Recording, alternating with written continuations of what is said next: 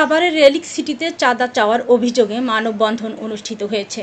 বিস্তারিত থাকছে staff reporter Babul আহমেদের প্রতিবেদনে।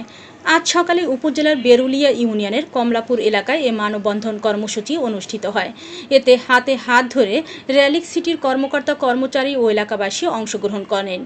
মানববন্ধন থেকে এ সময় জানানো হয়, দীর্ঘদিন ধরে একটি চক্র রেলিক সিটির চেয়ারম্যান শাহ নেওয়াজের কাছে চাঁদা চেয়ে আসছিল। পরে তিনি চাঁদা দিতে অস্বীকার করায় চক্রটি তাকে ভয়ভীতি প্রদর্শন করলে সকালে কমলাপুরে মানববন্ধন করেন তারা। প্রতিবাদকারীরা এ সময় আরও বলেন, আমরা শান্তিতে বসবাস করতে চাই। চাঁদাবাজদের হাত থেকে রেলিক সিটিকে মুক্ত রাখার দাবি জানাচ্ছি।